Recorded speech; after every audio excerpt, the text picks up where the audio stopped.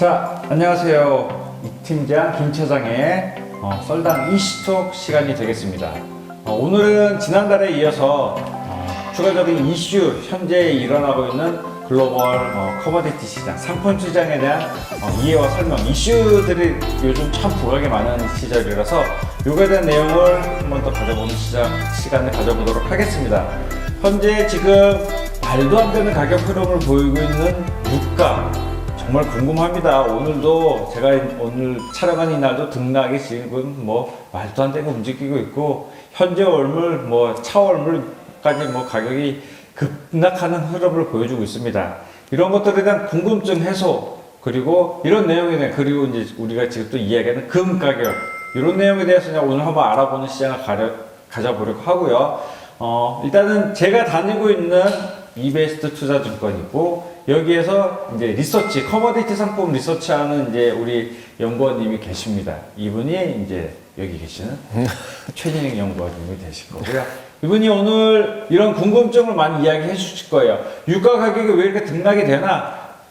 아니면 또 금 가격은 처음에 쭉 빠지다가 왜 갑자기 또 지금 반등을 했을까? 이런 내용을 보기 쉽게 이야기를 해줄 최진영 연구원, 일단 먼저 인사를 한번 소개시켜 드리겠습니다. 인사 한번 해보시죠. 예, 안녕하십니까. 안녕하십니까. 이베스트 투자증권의 원자재랑 중국 경제를 맡고 있는 최진영입니다. 네, 반가 한번 해주면 될 것 같고요.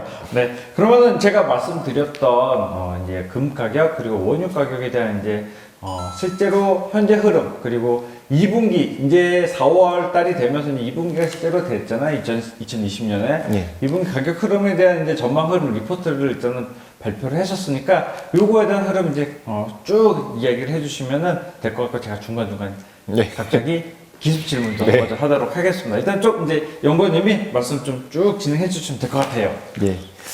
일단은 지금 유가 흐름 자체가 굉장히 좀 이론가로는 설명이 안 되잖아요. 네. 일단 5월물만 하더라도 지금 유가 자체가 배럴당 15불 선이 깨졌고, 네. 거기다가 6월물만 하더라도 20불이 과연 지켜질 수 있는가에 대해서 지금 궁금증들이 많은 상태고요. 네. 거기다가 일단 20불에 있어서 푼만 하더라도 6월물에 있어서는 미결제 약정 자체가 굉장히 급속하게 확대되고 있는데, 이것에 있어서도 사실 시장 자체가 여전히 하락에 좀 베팅하고 있구나 정도로 이해할 수가 있겠고요. 근데 우리가 주목해야 될 점은 그러면 앞으로의 방향이 이제 좀 중요할 테고, 네, 그렇죠. 사실 이 정도로면은 지금 유가가 레벨 자체가 굉장히 좀 많이 내려와 있는 상태고요. 네.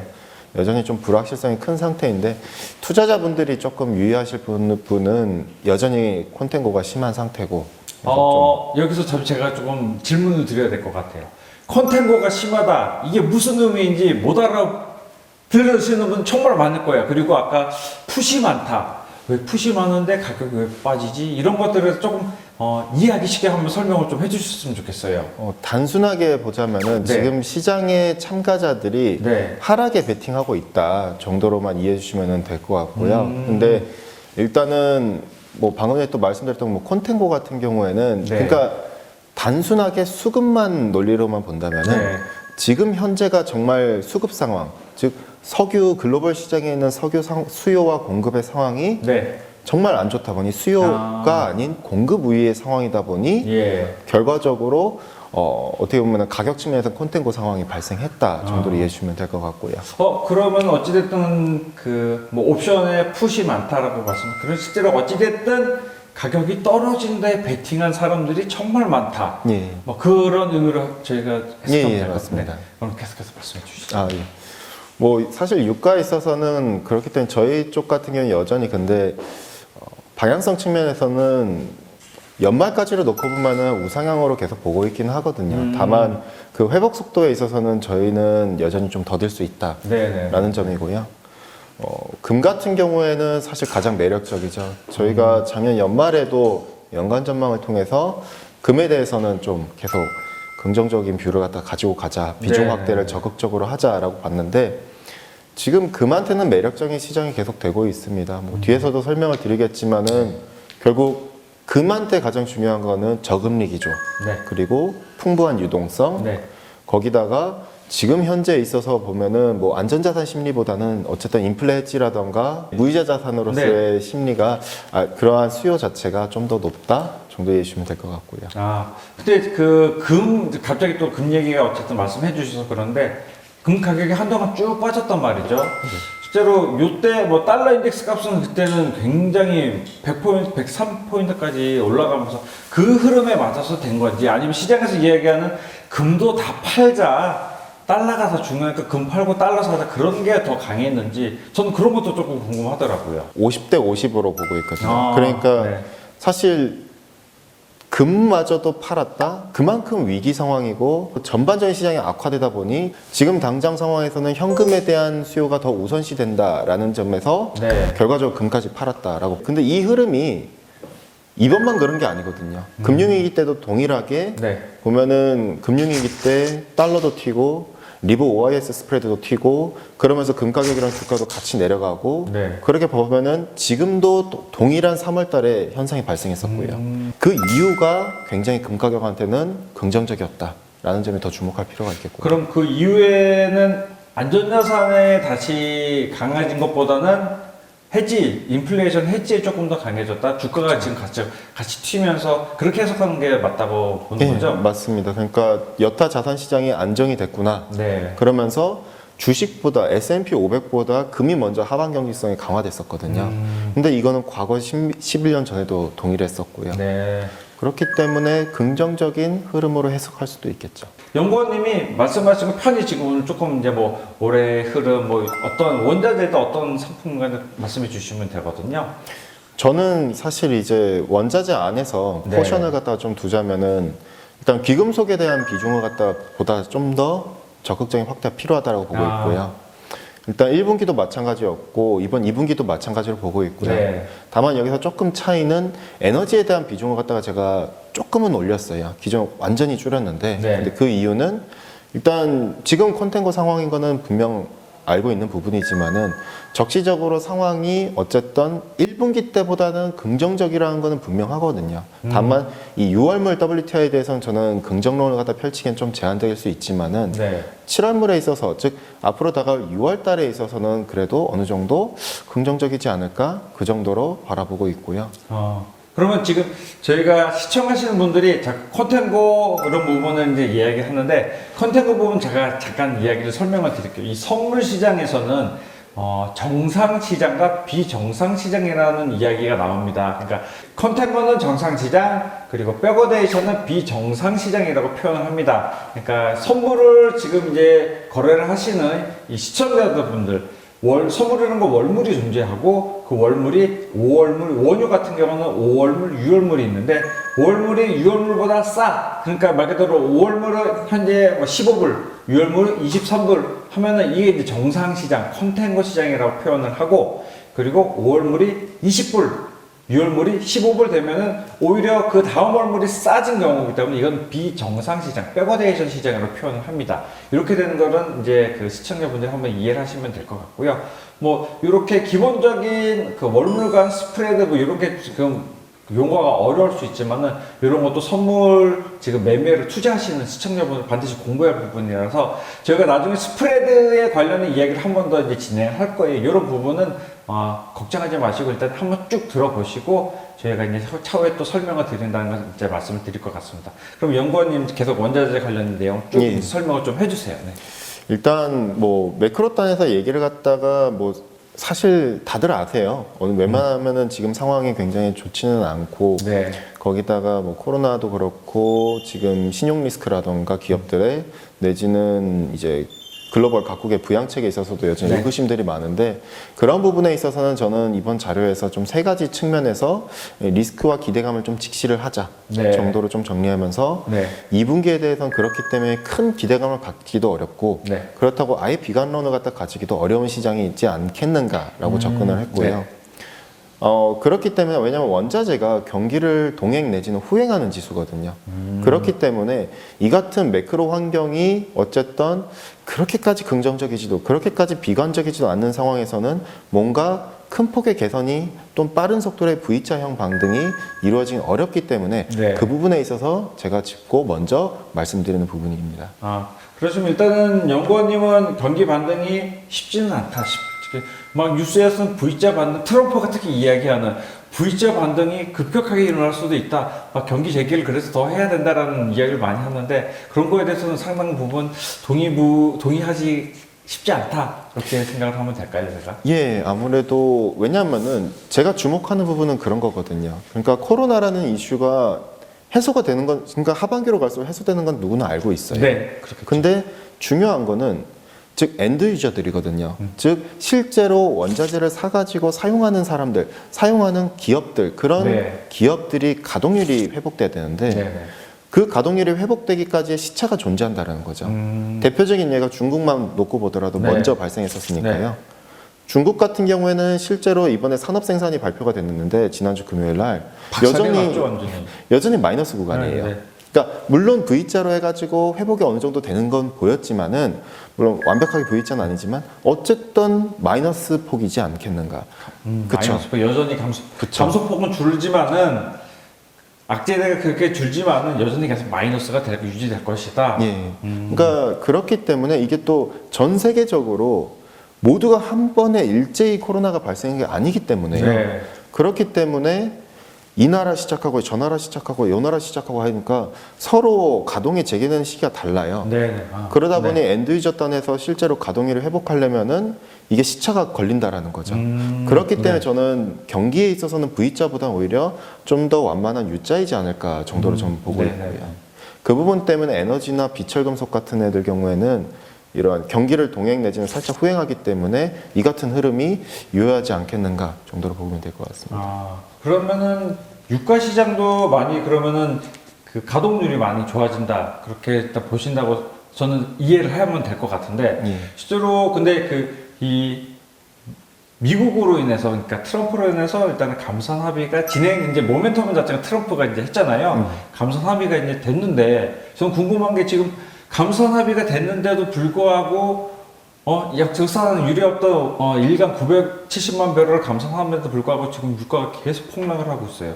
지금 방송 촬영하는 지금 오늘도 지금 너무 많이 빠져서 저는 이런 가격을 본 적이 솔직히 없거든요. 제가 지금 10년을 넘게 이 일을 하고 있는데도 처음 봤어요. 그러니까 와 이런 경우를 그러면 어떻게 해석을 해야 될지 감산을 지금 하고 있지만 이 감산이 실제로 실물 시장 아니면 그 선물 시장에 반영되는 게 그러면 앞으로 조금 더 후에 일일지 이런 것 때문에 이게 지금 실제로 그러면 어느 정도 어느 시기에쯤 이제 반영이 될지 이런 게 조금 좀 궁금하기도 합니다. 저 같은 경우에는 사실 이번 감산이 유의미하거든요, 분명. 그러니까 감산의 효과가 없다는 건 누구나 알고 있어요. 네. 왜냐하면 5월까지만 하더라도 5월 1일부로 이제 감산이 시작하는데 네. 그렇게 된다 하더라도 글로벌리하게 감산 공조가 이루어져도 수요의 감소폭 자체가 못해도 4월과 5월 같은 경우에는 2천만 배럴 일간 2천만 배럴 이상으로 그러니까 감소가 우려가 되는 거거든요. 그러면은 뭐 970만 배를 줄였다 하더라도 두 배가 넘는 수요가 줄어버리면은 뭐 그쵸, 뭐 크게 의미가 없겠네요. 여기 이제 사우디나 쿠웨이트나 UAE가 또 별도로 200만 더 해주겠다 했고 글로벌리하게 이제 노노펙 애들이 한 네. 못해도 최대 500만까지 더 해주겠다 해서 그러면은 못해도 한 1600에서 1700 정도인데 근데 그걸 해도 모자라다라는 거죠. 최대치로 감산을 한다 하더라도 그러니까 수요에 줄어든 그 갭을 메꾸지 못한다는 그쵸. 말씀이시군요. 근데 그렇기 때문에 5월 같은 경우에는 어려울 수밖에 없어요. 5월 같은 경우는 어려울 수밖에 없고 다만 제가 주목하는 거는 뭐 이제 그 이유가 좀 더 중요하다고 보는 거고 분기 말로 갈수록 네네네. 유가 같은 경우에도 오늘 사실 말씀하신 대로 사상 유례 없는 최저치까지 네. 물론 사상은 아니지만 어쨌든 최저치까지 그쵸, 네. 급락을 하고 있는데 근데 이 급락도 어쨌든 시장은 반영을 했다라는 거죠. 어쨌든 뭐 우리가 알고 있는 이슈 네. 우리가 어쨌든 쇼크가 일어났던 걸 알고 있던 이슈 네. 그렇기 때문에 시장이 이렇게 움직인 거고 그러면 5월물을 우리가 패스 이제부터 그러면 6월물과 7월물이 가장 중요하겠죠. 네, 그렇죠. 근데 6월물과 7월물은 제가 왜 긍정적이냐고 그나마 얘기를 말씀을 드리냐면은 우리가 1분기 때 왜 유가가 무너졌는지를 생각해 봐야 돼요. 그러니까 1분기 때 유가가 무너졌던 이유는 두 가지 이유죠. 첫 네. 번째, 아까 말씀드린 수요죠. 결국 코로나빨 수요 쇼크. 네. 그리고 두 번째는 사우디와 러시아가 만들어낸 증산 리스크. 네. 이 두 가지가 맞물리면서 유가가 급락을 한 건데 근데 지금 여기서 두 개 중에 한 개는 일단 해소가 됐단 말이죠. 네. 어쨌든 그 부분에 있어서는 유가의 하방 경직성이 이제부터는 좀 더 강화될 수 있지 않을까. 물론 지금 시장은 여전히 6월물에 대해서 하락에 베팅을 하고 있지만은 네. 저는 이게 6월이 있어서 이제 결국은 시간이 조금씩 지날수록 저는 긍정적으로 볼 수 있겠고, 지금 시장에서 우려하는 뭐 재고도 네. 저장 시설의 유유 캐파가 꽉 차서 결국에는 기업들이 더 어려워지는 거 아니냐. 네. 이런 것도 사실 감산이 그러면 한 이유가 바로 요거거든요. 네. 즉 지금 미국만 하더라도 유유 캐파가 못해도 25%에서 30% 정도예요. 아, 현재. 예, 네. 남아있는 유유 네. 캐파가요. 이제 저장 시설 자체가요. 음. 근데 이거는 어디까지나 상업용만 네, 네. 가정을 했을 때고요. 그러면은 이게 올라가는 속도를 갖다 계산을 하면은 못해도 한 2개월 정도를 갖다가 후면은 꽉 차거든요. 근데 이거는 어쨌든 증산 이슈가 해소됐으니 이 부분에 있어서는 조금 더 완만해질 수 있다는 거죠. 속도 자체가. 실제로 그럼 그렇게 할 수 그 뭐 미국이나 이런 그 큰 이제 뭐 러시아도 그렇고 이런 그 원유를 저장할 수 있는 저장 시설을 2개월 정도 시간을 가져오면 어느 정도 추가적인 건설이나 이렇게 가능할 것 같기도 한데 제 생각 그냥 제 생각이에요. 이거는 이런 것들에 감안되면은 오히려 이제 유가에 대한 상승 흐름은 이제 반등 흐름은 실제로 뭐 반등 제가 한다고 말씀드려도 이게 30불이 넘어간다 저는 그렇게 말씀을 드리기 쉽진 않을 것 같아요. 제 개인적인 의견은. 근데 이런 것들이 오히려 호재가 조금 될 수는 있지 않을까 그런 내용도. 가능성은 있겠죠. 근데 이제 저장 시설에 있어서 네. 제가 이제 좀 군에서 유류 과정을 갖다가 몇 년을 했어가지고 네. 보면은 아, 네. 이게 저장 시설이라는 게 그냥 내가 만들어져서 뚝딱 만들어진 게 아니거든요. 아 그런가요? 그러니까 이게 뭐 비축료에 따라서 또 다를 수 있고 네. 아니면 상업용에 따라서 좀 다를 수는 있겠지만은 그렇기 때문에 사실 해상용을 활용을 하는 건데 아. 근데 이게 왜냐면은 땅 파고 거기다가 파이프라인 다시 또 짓고 거기다가 그렇죠. 탱크 짓고 이제 유류 탱크 엄청 커요 보통. 네. 근데 그거까지 감안하면은 그 시공사부터 하는데 굉장히 좀 오래 걸리죠. 좀 시간이 오래 걸린다. 그러면은 말 그대로 바다 위에다가 바지선을. 유조선에다가 그냥 거기다가 집어 넣어놓고 그냥 그렇게 저장시켜 놓는 게 지금 오히려 더 낫다. 그쵸. 근데 이제 또 거기서 유정별로 또 차이가 있는 게 ZU 같은 애들은 네. 또 조금만 하면은 오염될 수 엄청나게 있으니까. 들어가는데, 네. 그쵸. 아. 이게 또 유정별로 또 그런 차이가 있기 때문에 네. 또 쉽게 접근하기가 또 어려운 거죠. 아, 그러면 말 그대로 쉽게 지금 유가 반등이 뭐 어떻게든 뭐 쉽지는 않게 당장. 당장은 네. 어쨌든 레벨 자체가 여전히 낮은 구간은 어쩔 수 없다라고 보고 있습니다. 아, 다만 이제 연말로 넘어가면 갈수록 유가의 레벨 자체가 개선되는 건 맞지만은 그 개선되는 속도는 더딜 수밖에 없다라고 계속 접근을 하고 있는 거고요. 만약 코로나가 코로나19 바이러스가 올해 여름부로 만약에 어느 정도 거의 해소가 된다. 실제로 트럼프 지금 미국 대통령이 당장 5월 1일부터 경제 재개 오픈을 한다고 이야기를 했는데 저희가 오늘 촬영한 날짜가 이제 4월 20일이거든요. 그러면 5월 1일부로 오픈한다는 이런 이야기를 막 얘기를 하고 있는데 어느 정도 개선이 되고 많이 좋아진다 했을 때는 진짜 유가는 어느 정도 다시 상승폭 크게 올릴 수도 있다는 얘기가 가능하겠네요. 그 가능성이 사실은 없지 않아 있죠. 근데 다만 제가 다시 한 번 더 말씀드리자면 결국 엔드 유저가 이게 얼마나 빨리 가동률이 회복되는지에 따라서가 제일 중요하겠죠.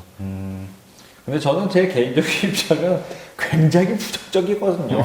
코로나 이거 올해 말까지도 솔직히 쉽지는 않을 것 같아요. 그래서 지금 보시는 분들 지금 계속 저희가 계속 뭐 이슈 토크 최대 이슈는 어찌됐든 간에 코로나19잖아요. 올해 2020년도에 최대 이슈는 코로나19고 요거로 인한 뭐 글로벌의 경제적 피해, 이제는 피폐라고까지 표현을 하고 싶은데 이런 부분이 언제 해소가 될지 실제로 주식시장은 올라갈 수는 있어도 이 경기 회복은 둔화가 될 수 있고 여전히 계속 느릴 수밖에 없다는 그런 점이 있을 수 있기 때문에 지금 시청하시는 분들이 내 주식이나 주가지 선물 이렇게 올라가는데 왜 경기 회복은 더디다고 얘기를 하지라고 하시면은 지수랑 경기 흐름은 상당히 좀 다른 물론 지수가 많이 좋다는 거는 올라간다는 경기가 많이 회복이 된다고 생각을 하시면 되지만은 그 흐름을 같이 따라가지는 못합니다. 지수가 올라가는 것만큼. 그러니까 이런 것들도 시청하시는 분들 어느 정도 좀 생각을 하시면서 보시면 될 것 같고요.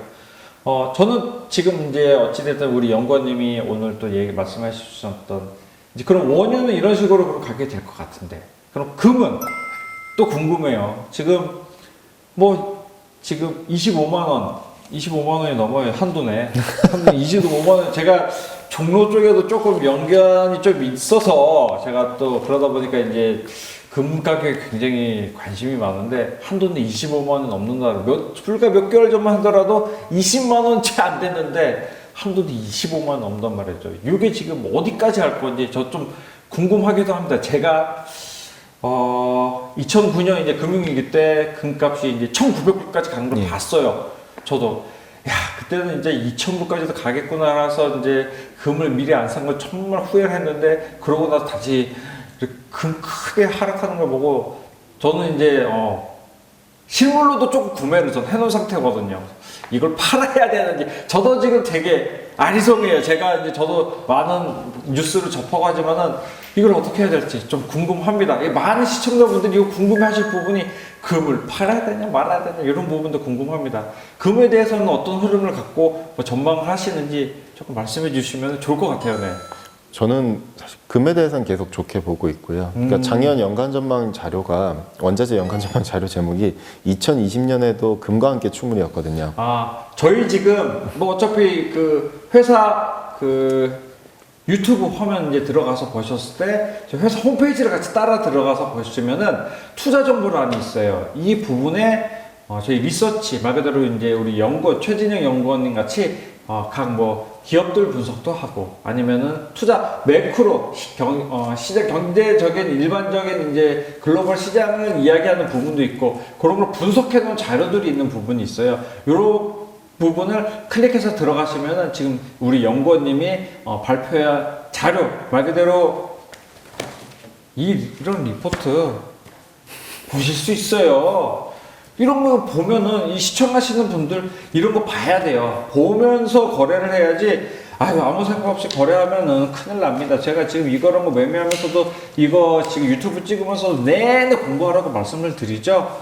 보셔야 돼요. 많은 정보를 취득을 한 다음에 이 선물이란 거를 해외 선물이란 거를 경험을 해야지 이거 막무가내로 대하면은 이런 얘기 하기 그렇지만 99.9% 계좌 다 깡통 나는 이런 발생이 됩니다. 우리 연구원님이 지금 웃는데 저 웃는 게 아니라 저는 요즘 이런 걸 너무 많이 보고 있기 때문에 꼭 이런 것들을 확인하시면서 하세요. 그쵸. 일단 연구원님 이 내용 한 번 더 계속해서 금 가격에 대한 얘기 좀 해주세요. 네. 방금 말씀 되게 동의한 게 제 주변에도 이제 롤오버 이런 걸 잘 이해를 못 하시고 원자재 접근하셨다가 이번에 많이 터지셨더라고요. 네. 그래서 막 롤오버 비용 이거 난 분명 번 거 같은데 왜 안 번 거냐고 하면서 어쨌든 이번 자료에서도 제목이 당신이 잠든 사이에 금은 춤춘다라고 2분기 원자재 전망 자료를 냈는데요.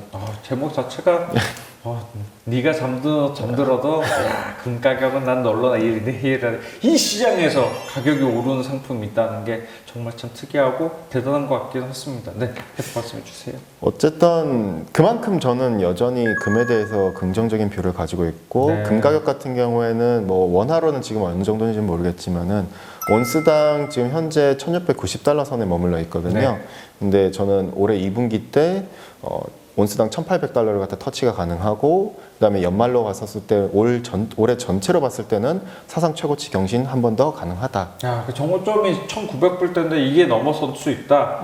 뭐 실제로 저도 많이 봤습니다. 뭐 다른 해외 뭐 주요 뭐 골드만삭스나 이런 데서 발표하는 리포트 보면은 2,000불도 갈 수 있다. 항상 골드만삭스 이 해외 골드만삭스는 뭐 이런 이슈가 있으면은 말도 안 되는 가격을 제시하는 경우는 저는 많이 봤는데 뭐 어찌됐든 우리 연구원님도 1,900불 이상 본다고 하셨으면은 저는 금을 지금 사야겠네요. 그래서 금은 이제 긍정적인 게 앞서 언급드렸지만은 결국 저금리랑 유동성이 중요하잖아요. 그러니까 금을 대부분 사람들은 안전자산이라고 많이 이해하세요. 근데 금은 단기적으로는 안전자산이 맞는데 정말 금 가격을 갖다가 중장기적으로 치고 나가게 만들려면은 결국 금리가 내려가지고 정말 달러가 시장에 풍부하게 풀려야 돼야 장기적으로 모멘텀을 받고 상승하거든요. 근데 지금 작년부터의 시장 자체가 이미 시작이 됐어요. 왜냐? 작년에 보면은 어쨌든 금리 인하 네, 맞습니다. 얘기가 나오면서 금은 계속 날아갔었었죠. 네. 그리고 이번에는 원래 연준이 작년에는 QE 안 할 거야라고 얘기했었는데 금리도 이제는 거의 뭐 동결 막 이런 식으로 얘기했었는데 작년에는 근데 올해 또 다시 제로 금리 선언했고 QE를 선언했고 1%를 한번 내렸죠. 그쵸. 네. 더 깜짝 나아가서는 QE에 있어서도 무제한 QE를 갖다가 또 선언을 했죠. 그렇습니다. 네. 그러니까 이게 연준만 그런 게 아니라 중국 인민은행도 그렇고 네. ECB도 그렇고 BOJ도 그렇고 모두가 지금 돈을 찍어내고 있어요. 네, 맞아요. 네. 근데 이게 지금 과거에 이제 연준의 대처 대치법 즉 연준의 자산을 놓고 보면은 네. 수직 상승하고 있거든요. 어. 그러니까 그만큼 유동성이 엄청 풍부해지고 있다. 그러니까 실제로 미국의 이제 GDP 대비 재정 적자 비율을 갖다가 역축으로 그러면 금 가격이랑 거의 비슷하게 가거든요. 물론 약간 선행을 하지만요. 네. 근데 그게 미국이 지금 부양책 하는 거 누구나 알고 있어요. 그렇죠. 근데 아직 지표는 후행적이라서 아직 발표는 안 됐는데 네. 이게 흐름이 한 번 더 2008년 때와 유사하게 흘러갈 수 있다라는 거죠.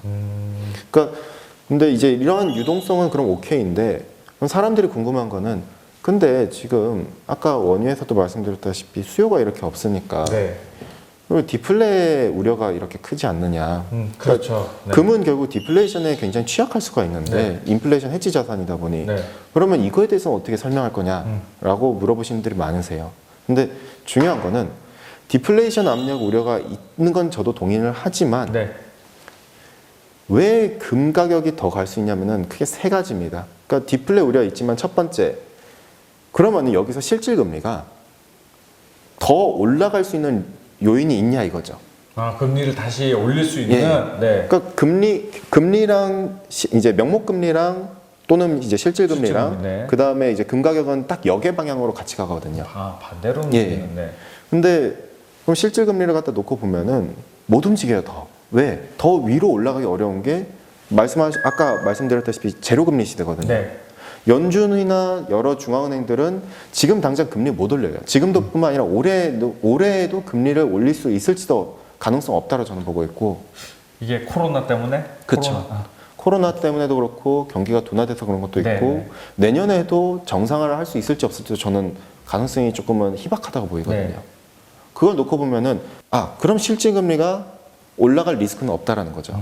그럼 두 번째는 지금 디플레 우려인데 과연 그러면은 결국 실질 금리는 명목 금리에서 기대 인플레이션을 갖다가 뺀 거거든요. 네. 그러면은 실질 금리 오케이 얘는 픽싱돼 있어 멈춰 있어. 그러면 기대 인플레는 수요가 안 좋은데 유가의 기저거든요. 기대 인플레이션은. 그렇죠. 근데 그럼 기대 인플레 오를 수 있어? 못 오르잖아. 왜?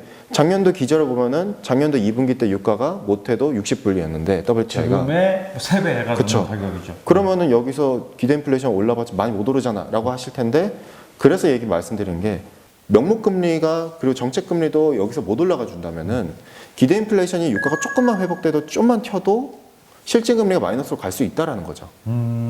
결국 왜냐면 그럴수록 골드는 튀는 가격이 훨씬 커질 거다. 그렇죠. 상대적으로 더 클 수가 있겠죠. 네. 결국 그러니까 이렇게 보시면 돼요. 명목 금리는 그대로 있는데 유가가 조금만 튀어도 기대 인플레이션이 튀거든요. 네. 그럼 계속 실질 금리가 마이너스가 되는 거죠.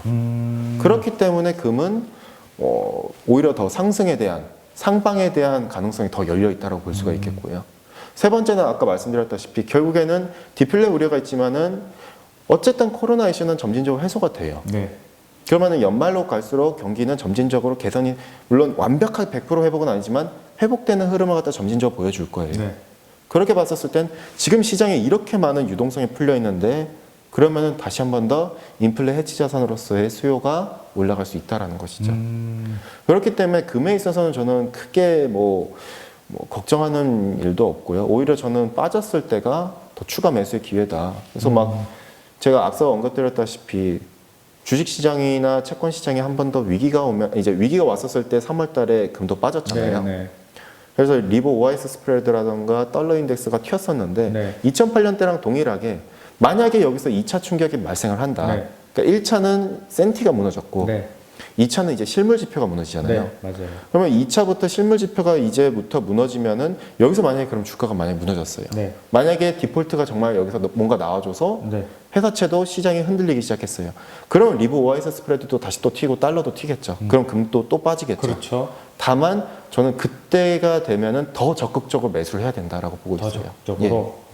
그러면은 똑같이 동학개미 운동 같은 힘을 발휘해서 금값을 지지한다면 그것도 가능할까요, 그건요? 근데 이제 금은 이제 글로벌 시장에 이제 왜 원자재잖아요. 몰라? 글로벌리하게 뭘 공장 몰려들면은 이제- 그것도 아무도 모르는 거. 이번에는 개미뿐만 아니라 기관들까지 올려든다 하면은 뭐 이제 뭐 글로벌 전 세계가 네. 동일한 마음을 가지겠죠. 지금 보시는 분들 조금 이제 어려운 내용을 이제 말씀드렸어요. 어찌됐든 간에 금 가격은 실제로 이제 시장에 풀려진 돈이 많다 보니까 말 그대로 금은 미국 달러와 반대 방향으로 움직이는 성이 굉장히 높습니다. 그러니까 달러가 지금 시장에 많이 풀렸어요. 저금리, 그래서 달러 계속 미국이 지금 찍어냈어요. 그러다 보니까 달러가 싸지다 보면 상대적으로 가격이 내려가다 보니까 금 가격이 올라간다는 얘기. 그렇게 조금 이해하시는 게 쉬울 것 같아요. 그러니까 뭐 저금리 보고 다 어렵지만은 일단 그런 식으로 반영이 된다. 근데 일단은 금이란 것 자체가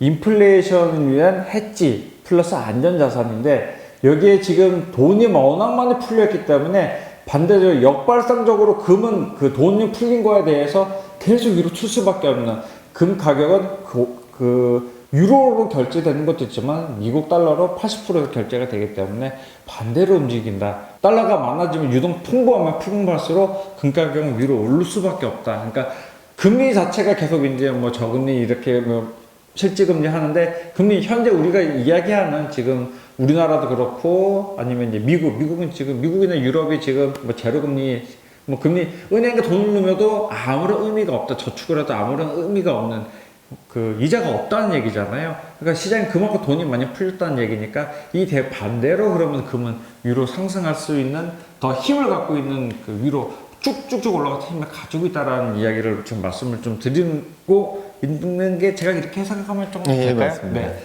그렇게 이제 이해를 하셔야 될 것 같아요. 그러면은 시장에 돈이 풀렸다는 게 저는 그 한 가지 조금 궁금한 게 실제로 저희가 2008년 금융위기를 한번 경험해봤습니다. 그 일을 하면서. 근데 그때랑 지금은 조금 틀린 것 같아요. 그러니까 그때는 실제로 경기가 안 좋고 하다 보면서 발생이 됐던 건데 이거는 경기가 안 좋으면서 그렇게 막 경기가 무너진 게 아니잖아요. 바이러스로 인한 실제로 노동자들이 일을 못해서 회사를 나가지 못하고 공장을 나가지 못해서 멈춰버린 경기다 보니까 이걸 단순하게 돈을 푼다고 해결이 될지 이거는 조금 원자재 이야기랑 조금 반대되는 이야기 뭐 크게 의미가 없을 수도 있을 수도 있지만 이런 것들도 한번 조금 궁금합니다. 뭐 연구원님이 생각하시는 그러니까 결국엔 그거잖아요. 그러니까 부양책의 실효성이잖아요. 네. 지금 이렇게 돈을 엄청 많이 풀어놨는데 정말 이게 도움이 되느냐? 그러니까 결국 이게 비철 검사랑 굉장히 연관성이 있을 수가 있거든요. 근데 저도 그 부분에 있어서 동의를 하거든요. 그러니까 이 부양책이 저는 실효성에 있어서는 굉장히 낮다라고 봐요. 네. 그 이유는 우리가 지금 부양책들이 나오는 것들을 갖다 다 놓고 보면은 네. 분명 G20에서 부양책을 한 규모만 몇십조 달러가 되거든요. 그렇죠. 근데 대부분 부양책의 이제 이제 내놓은 사업들 명목이 유동성, 네. 대출 더해라. 음. 그게 아니면은 그냥 현금성 지원이에요. 네. 이제 일시적 현금성 지원. 네, 맞아요. 일회성 현금성 지원이죠. 근데 이제 중요한 거는 과연 정말 이게 성장을 위한 뭔가 모멘텀으로 도움이 될까? 저는 그거는 조금 아니라 보거든요. 네. 왜냐면은 그나마 중국이 뭔가 성장을 위한 정책을 해주고 있는데 근데 이것도 비철이나 에너지를 과거와 같은 이런 전통 인프라나 이런 걸 까는 것도 아니거든요. 100%. 그렇기 때문에 저는 이 부분에 있어서는 조금 그렇기 때문에 V자가 굉장히 어렵지 않을까. 그러니까 그리고 또 추가로 2008년 금융위기랑 지금이랑 차이가 뭐냐면은 그때는 금융이 박살이 나면서 이게 실물로 전이되기 시작했던 거거든요. 그쵸, 맞아요. 근데 지금은 실물이 박살나면서 금융으로 전이되는 네. 그런 현상인데 이게 굉장히 그래서 조금의 차이가 있는데 실물의 위기가 어떻게 보면 원자재한테 더 임팩트가 클 수밖에 없죠. 네, 그렇죠. 그렇기 때문에 V자로 반등하기도 굉장히 조금 어려운 시장일 수밖에 없겠고요. 실제로 그러면은 올해의 그 경기 흐름 뭐 2분기 때 실제로 이제 코로나가 어느 정도 안정화된 거 여부에 따라서 가격 변동이 그 어느 정도 상승으로 조금 탄력을 유지하느냐 아니면 약간 지금보다는 조금 나이키라 해야 되나요? 네. 그런 형식으로 가는 가능성이 좀 높아 보인다라고 이제 지금 그쵸. 정관님은. 일단 주식시장 자체가 경기를 선행하잖아요. 네, 맞아요. 그러니까 그렇기 때문에 원자적 경기를 동행 내지는 후행하기 때문에 네, 지금에 있어서 어쨌든 주식은 저렇게 V자 가도 이 경기가 네. 그렇지가 못하는 거에 우리가 좀 주목을 해야 될 것 후행 같아요. 쪽에. 그러면 오늘 저는 되게 지금 이거 들으면서 지금 오늘 이제 중국이 오늘 실제로 이제 금리 인하와 똑같은 예. 오늘 그 LPR. LPR 예. 네, 그걸 이제 인하를 했죠. 그 대출 예. 금리를. 요게 실제로 중국이 계속 그 조금 더 경기 부양책을 계속해서 넣고, 그리고 여기에 따라서 지금 비철 가격이 상당히 많은 카파가 구리 가격이 계속 꾸준히 좀 올라가 있는 걸 저는 봤거든요. 요거 어쨌든 중국이 글로벌의 공장인데, 경제 시장이 그런 공장인데, 중국이 만약에 어느 정도 회복세가 된다면은 이제 미국도 아니면 우리나라, 저는 우리나라도 궁금해요. 중국에 오히려 많은 영향을 받는 우리나라도 그러면은 많이 좀 개선이 될까? 요것도 조금 궁금합니다. 뭐 이것도 그냥 개인적인 질문이라서 편하게 좀 말씀 좀 해주세요. 중국이 사실 부양책이 분명 세요. 중국은. 그러니까 1분기 GDP가 지난주 금요일 날 발표했는데 굉장히 안 좋게 나왔죠. 네. 다만 그나마 긍정적인 게 투자도 분명 안 좋게 나왔고 소비도 안 좋게 나왔고 산업 생산도 분명 안 좋게 나왔지만 이게 반등을 해주는 흐름을 갖다 보여줬다는 게 분명 의미가 있긴 하거든요. 네네네. 근데 여기서 더 나아가서 17일 날 공개된 중국의 중앙정치국 회의라고 있어요. 중국의 공산당 즉 당 지도부에서 주관으로 하는 회의인데 네. 이게 매년 4차례 열리거든요. 그리고 추가로 경제공작 회의가 열리죠. 근데 여기서 1분기 게 이제 어제 공개가 되는, 아니 지난주 금요일 날 공개가 됐는데 지난주 금요일은 며칠이죠? 17일이죠. 4월. 예. 네. 날짜를 모르시는 보시는 분들은. 부양책의 강도 자체를 굉장히 세게 했어요. 아 그래요. 네. 그러니까 뭐 전통 인프라도 좀 더 어느 정도 강화해라. 네. 그리고 신형 인프라는 뭐 5G나 이러니까 원자재랑 상관이 별로 많이 없으니까 그렇겠죠. 그거 강화하고 거기다가 대출에 있어서도 이제 금리에 있어서도 지급 준비율 인하랑 금리 인하랑 재대출 이러한 통화 정책 수단을 모두 다 동원하겠다. 네. 그리고 재정 적자를 갖다가 더 확대해 가지고 경기의 하방 압력을 막겠다. 그리고 지금의 위기는 아무도 경제 위기라고 끝까지 입으로 잘 안 떼요. 그렇죠. 웬만한 나라의 네네. 지도자들은. 근데 어제 그냥 그 얘기를 했다는 거죠. 지난주 금요일에 이건 경제 위기다. 우린 경제 위기에 직면을 했다. 라면서 그러니까 그런 인식 차이를 갖다 통해서 얘네들이 뭔가 그러니까 우리가 이만큼 해주겠다. 어쨌든 그런 거에 있어서는 긍정적이에요. 다만 비철 아까 말씀하셨는데 네. 비철이 꾸준히 올라주고 있는 건 맞아요. 중국이 경기도 어느 정도 개선되고 있는 건 맞는데 네. 그 회복 속도에서는 저는 여전히 퀘스천이라는 거고요. 그리고 우리는 분명 연말까지로 봤을 때 계속 꾸준히 이 상태로 상승을 할 것 같아요. 다만 속도에 있어서는 저는 더딜 수 있기 때문에 자료에서도 2분기는 너무 크게 기대는 갖지 말자라고 말씀드리는 거고요. 구리가 올라가는 이유는 첫 번째는 여전히 아까 말씀하셨다시피 중국이죠. 네. 글로벌 50% 수요인 중국이 어느 정도 해주고 있고 네. 나머지 20%인 유럽 같은 경우는 아직은 쩔어 있고 미국도 쩔어 있고 네. 뭐 근데 어쨌든 중국의 가동이 재개가 됐고 미드스트림 단에서 수요가 개선되기 시작했고 프리미엄도 최근에 개선이 됐는데 프리미엄을 선행하는 이제 그 수입 마진 지표라고 있는데 그게 조금 긍정적으로 나타나주고 있고 네, 이걸 보면은 수요가 어쨌든 조금씩 개선되는 흐름 보여주고 있고 그나마 조금 더 긍정적인 게 광산들이 네. 그러니까 수요만 쇼크받은 게 아니라 코로나로 광산도 쇼크를 맞고 있거든요. 그렇죠. 광산도 뭐 어차피 사람이 들어가는 거니까 사람이 없으니. 예. 네. 왜냐면 글로벌 최대 광산이라 불리는 에스콘디다마 하더라도 이번에 코로나 확진자가 2명이 나왔대요. 네. 그러니까 안 들어갔죠. 그러니까 여기저기서 셧다운이 발생하다 네. 보니까 이제 TC 같은 경우에도 좀 눌리고 거기다가 그럼 공급 쪽에서도 뭔가 이게 좀 받쳐줄 수 있겠구나. 다만 왜 그럼 빨리 못 올라가느냐? 결국 아까 말씀드렸던 수요가 더디게 회복되고 있고 두 번째는 연초 때 중국의 리스타킹 시즌 때 경기가 좋을 거라 생각하고 너무 열심히 재고를 쌓아놨다 보니까 네, 맞아요. 네. 재고가 너무 높아요, 여전히. 그러다 보니 이거에 대한 부담이 여전히 상존해 있어서 가격의 레벨 측면에서는 빠른 속도로 개선되기는 지금 당장 2분기 때 어렵다라는 거죠. 말 그대로 뭐 많이 모아놨다 보니까 쓰려고. 근데 이걸 막상 지금 쓸 때는데 못 쓰고 있는 상황이니 여기 해소될 때까지는 어느 정도 이거에 이제 가격이 위로 올릴 수 있는 거에 힘을 받겠네요. 위에서 이제 압박을 하겠다 한다는 말씀이시잖아요. 예. 일단은 뭐 우리 연구원님이 올해 일단은 2분기 때도 2분기 어느 정도 이제 원자재 가격 흐름을 쭉 제시해 주셨는데 일단 쉽지 않은 뭐 반등이 있을 수는 반등이 일어나겠지만은 가격의 급격한 반등은 솔직히 어렵다라는 이제 평가를 이야기를 조금 생각을 말씀해 주셨고 대신에 금 가격만은 예외적으로 가격이 조금 크게 움직일 수 있다.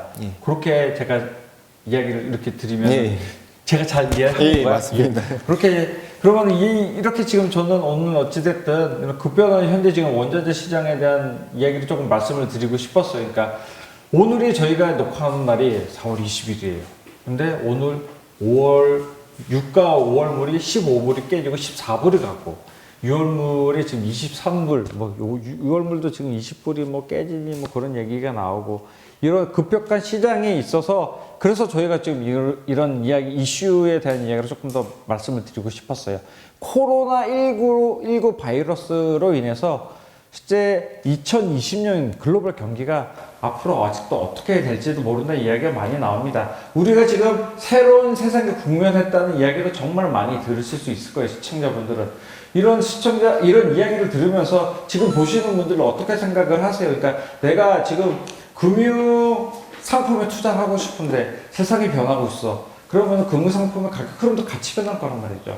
그럼 내가 이 상품을 정확하게 알고 선물 투자를 해야 되고 가격 흐름에 정확하게 대응을 해야 실제로 이제 매매를 하시는데 성공적인 투자를, 저 투기라고 말씀을 드리진 않습니다. 투자라고 이제 말씀을 드리기 쉽고요. 이 투자의 성공적인 투자를 위해서는 내가 시장을 읽을 줄 알아야 된다. 오늘 우리 연구원님이 말씀을 드렸지만은 가격이 무조건 오른다, 빠진다, 급격한 반등이 있다. 요거에 집중하시기보다는 흐름을 전반적으로 이해를 하셨으면 좋겠어요. 뭐 저희가 뭐 이렇게 연구원님이랑 제가 이제 앉아서 가격이 이렇게 내일은 유가 오릅니다 이러면은 저희가 이 자리에 앉았을 이유가 없어. 저희 다 그냥 앉아서 매매하면 돼요. 개인적으로 매매해서 돈 벌면 되거든요. 그러니까 이런 것들 이야기를 많이 풀어준다는 게 시장을 이해를 해라.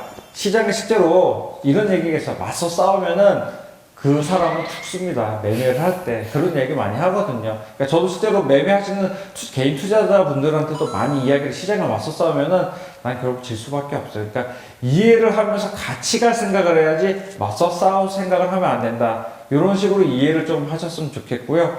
어찌됐든 오늘 뭐 이런 시간을 이제 우리 연구원님을 처음 가져봤는데 저는 되게 재밌는 것 같아요. 근데 보시는 분들 되게 어려워하실 수 있어요. 연구원님이 지금 뭐 실제로 금융기관 어려운 이제 뭐 자산 우리나라의 큰 뭐 S 자산운용사 뭐 H 자산 이런 데 가서 이제 실제로 전문가님들 앞에서 이야기를 많이 하시는 분 상대로 이제 이야기를 하다 보니까 고급 용어가 많이 나와. 저 그런 거 별로 안 좋아하거든요. 저는 진짜 개인분들한테 많이 하다 보니까 이제 이해하기 쉽게. 그래서 최대한 순화시키는 제가 꼭 약속을 드리면 시청자분들한테 이슈 토크 저희는 계속 이어갈 거예요. 이렇게 왜냐면은 이렇게 리서치를 하면서 공유하시는 분들이 이런 분들이 나와서 얘기를 하는 게 개인분들한테 별로 없어요. 저는 이 기회를 개인분들한테 많이 보여드리고 싶거든요. 제가 주로 유튜브 촬영이 할 때는 저는 주로 떠드는 편인데 진행하기가 상당히 실제로 좀 어려워요. 그렇지만 이런 친구들 모셔다가 이야기를 계속 들려주고 싶어요. 앞으로도 계속 들려줄 거고 조금 더 이 친구한테 쉽게 설명하라고 뭐 설명 못하면 한 대 때리는 거 뭐 그래야지 그러더라도 일단은 설명하기 쉽게 많은 분들이 이해하고 이런 분들을 많이 공부할 수 있게 이런 유튜브를 내가 접함으로써 이해할 수 있는 이런 투자 기회를 받을 수 있는 부분을 제가 만들고 싶습니다. 자, 그러면 오늘 이런 부분 했는데 오늘 처음 이렇게 하셨는데 어때요? 일단 소감을 제가 여쭤본다면 뭐 간단하게. 저는 사실 이런 거 되게 좋죠. 왜냐면 네. 제가 막 아까 원래- 뭐 생각을 쩔어 막 이런 거. 제가 애널리스트가 되기 전에 목적이 제가 대학교 때 애널리스트가 꿈이었는데 네. 원자재 애널리스트가 특히 네. 꿈이었거든요. 근데 이해할 수 있게끔 자료를 쓰고 말하자라고 그게 모토였는데 그게 많이 안 되나 봐요. 아무도 못 알아봐. 이거 보면은 그렇게 아무도 못 알아봐. 더 쉽게 그러니까 나중에 그 실제로 우리 리서치 자료들 보면은 어려운 부분도 많은데 공부하시면은 다 이해하실 수 있어요. 그렇게 어렵게 내용을 쓰지 않아요. 근데 이제 쉽게 써주세요. 아니 근데 이거는 중요하신 것 같아요. 그러니까 제가 분명 좀 전문 용어 같은 조금 몇 개 많이 쓰긴 했는데 네. 근데 공부하면은 돼요. 근데 불과 한 5분도 안 걸려요. 그러니까 용어는 되게 어려워요. 네. 그래서 제가 아까 전에 말씀드렸다시피 왜냐면 여기 현업에 계신 분들도 선물에 대해서 잘 모르시는 분들이 많으시거든요.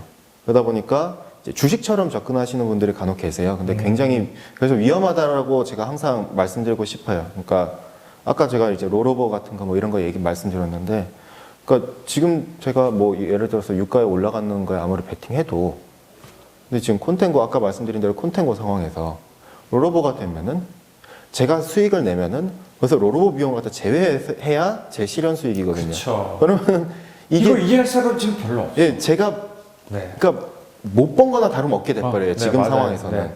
그렇기 때문에 이런 거에 있어서 항상 주의가 필요하고 또 직접 자비를 통해서 투자하시는 분들이시다 보니 더 주의를 깊이 가지시고 한 5분 정도만 인터넷에 치셔서 관심을 가지셔도 충분히 도움이 되실 것 같고요. 네, 맞아요. 네. 충분히 도움이 됩니다. 그러니까 그래서- 지금 뭐 제가 말 잘라서 죄송한데 이거는 말씀드리고 싶어요. 최근에 원유 가지고 ETN 해갖고 난리가 났어요, 지금. 뭐 거래소에서 거래 정지까지 막 하고 한단 말이죠. 그러니까 실제 원유 나는 오른 날 이제 베팅을 했는데 실제로 가격이 내가 올랐음에도 불구하고 내가 갖고 있던 가격보다 손해를 봤다고 이해를 못 하시는 분들이 많습니다. 이거 다 공부 조금만 했으면 충분히 내가 이렇게 상품을 투자를 했으면 안 되는 거를 잘못 투자하는 경우가 나타나는 거예요. 그러니까 내가 투자를 할 때 정확히 이 상품이 뭔지 이해를 하고 그러고 투자를 해야 되는 이런 것들이 되게 중요합니다. 최근 유가 가격이 이렇게 급락을 할 줄 아무도 몰랐단 말이죠. 이렇게 아무도 몰랐는데 말 그대로 제가 조금 전에 말한 새로운 시대를 사는 현재 변곡점이 될 수도 있어요. 그러니까 이 변곡점에 맞춰서 나도 조금 다른 시각을 가지고 뭐 상품에 대한 투자 그러면서 이런 것들 보고 나 공부 안 해도 단순하게 오른다 차트만 보고 매매하는 게 아니라 조금 더 공부를 해가지고 이 상품이 왜 오르고 빠지는지 대한 공부를 하면서 해라. 이게 내 투자의 변곡점이 될 수 있어요. 그러니까 이런 부분도 지금 시청하시는 분들 반드시 이해하시고 공부를 하셨으면 좋겠습니다.